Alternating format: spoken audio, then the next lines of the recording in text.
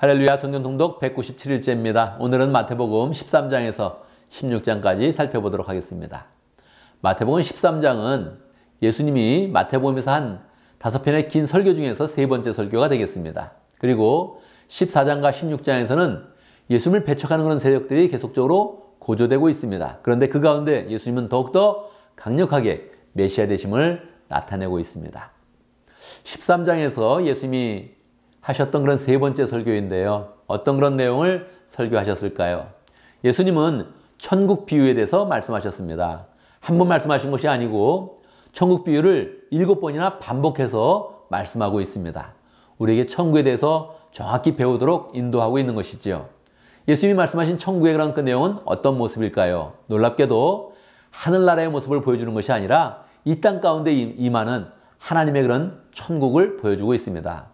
그래서 천국비유의 첫 번째는 천국 복음에 대한 그런 내용이죠.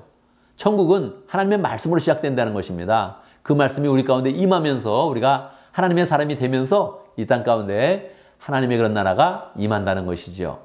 그 내용들을 다 계속적으로 살펴봐도 겨자씨의 비유, 그 다음에 누룩 비유는 천국이 이 땅 가운데 어떻게 확장될 것인지 그렇게 보여주고 있고, 또 좋은 진주의 그런 비유 같은 것은 우리가 이 땅 가운데 임하는 하나님 나라에 대해서 인생을 다 걸고 헌신하면서 그것을 얻어야 된다 하는 그런 내용들을 가르쳐주고 있습니다. 천국에 대한 그 소망을 가지면서 이 설교의 그런 내용들을 자세히 살펴보면 좋겠습니다. 14장에 보면 갑자기 세례 요한이 죽임을 당하게 되죠. 헤로드 왕에게 죽임을 당하게 되는데, 당대에는 세례 요한이 굉장히 유명한 그런 선지자였습니다. 그 세례 요한이 죽으면서 분위기가 굉장히 경직이 되니까 예수님께서 한적한 곳으로 이제 떠나시게 되죠. 이제 모든 그런 복음의 그런 역사는 세례 요한에서 예수님으로 완전히 넘어왔다는 것을 알 수 있습니다. 예수님께서 한적한 곳으로 갔을 때 사람들이 많이 몰려듭니다. 말씀을 들으면서 시간이 많이 흘렀죠. 그때 예수님께서 그 유명한 오병이어의 기적을 베풀어 주십니다. 남자만 5,000명, 여자까지 합하면 10,000명이 넘는 그런 사람을 보리떡 5개와 물고기 2마리로 먹이신 그런 사건이지요. 이것은 음식을 먹었다는 게 중요한 것이 아니고, 기적을 행했다는 것이 중요한 것이 아니고, 우리의 그런 구주 되신 예수님께서 우리에게 양식을 공급하고 특별히 생명을 공급하고 영적인 양식을 공급한다 하는 그런 그 내용들을 받아야 되는 것입니다. 이 내용을 통해서 우리는 그분이 정말로 메시아구나 하는 것을 분명히 알 수 있게 되는 것이죠. 오병이의 사건 후에 예수님은 풍랑이는 그런 그 바다를 건너가는 그 제자들에게 무리로 걸어가시는 그런 모습을 보여주고 있습니다. 풍랑은 일고 있고 제자들은 배 위에 있는데 예수님이 무리로 막 걸어서 제자들에게 다가가는 것입니다. 얼마나 놀랐겠습니까? 굉장히 놀라면서 유령이다 이렇게 생각을 했는데 예수님이 말씀하시죠. 나다, 두려워하지 말아라 그렇게 말씀하시죠. 그때 베드로가 이야기합니다. 정말 주님이시라면 저도 무리를 한번 걷게 해주십시오 그렇게 이야기합니다.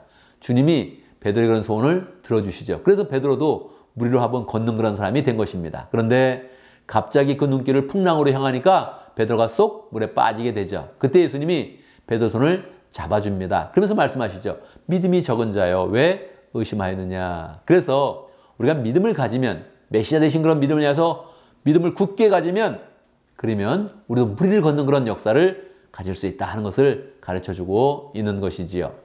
15장에 보면 바리새인들이 계속 이제 예수님을 공격합니다. 왜 그 장로들의 전통 가운데는 밥을 먹을 때 항상 손을 씻어야 되는데 왜 제자들은 손을 잘 씻지 않느냐? 왜 무식하게 구느냐? 그런 뜻이지요. 근데 예수님께서 정말로 그냥 촌철살인입니다. 그냥 한마디 말로 그들의 그런 그 비만을 그냥 부숴버리시죠.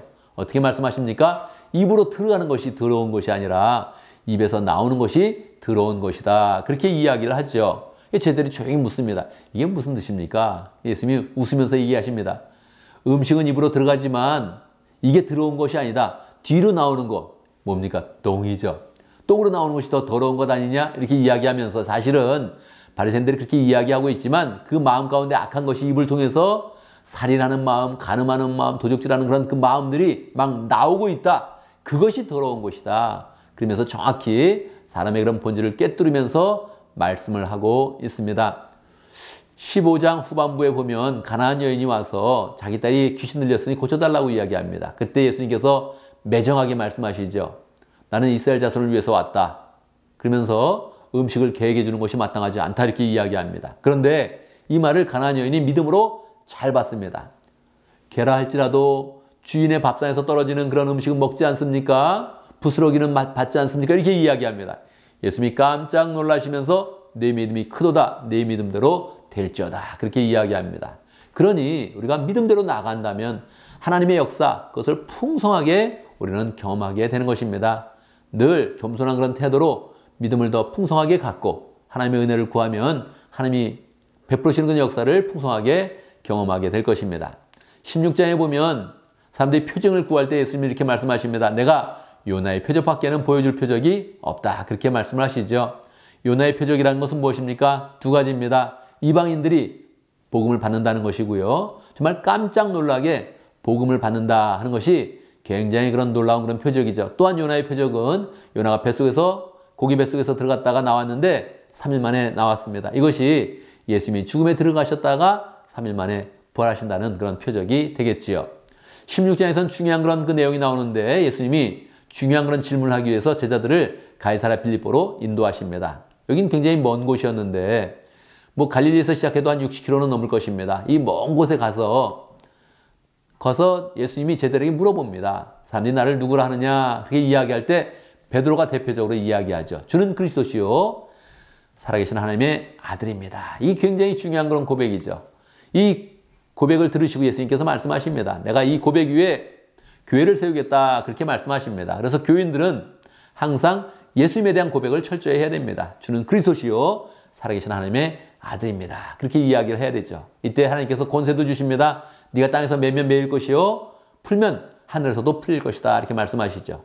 우리가 주님을 고백하는 그런 사람으로 모여서 교회를 잘 이루게 되면 교회는 영혼 구원의 그런 권세, 땅에서도 매면 매이고 풀면 풀리는 그런 권세를 받게 되는 것입니다. 그러니 우리가 예수님에 대해서 온전하게 더 잘 고백하고 하나님의 교회를 아름답게 세워가야겠습니다.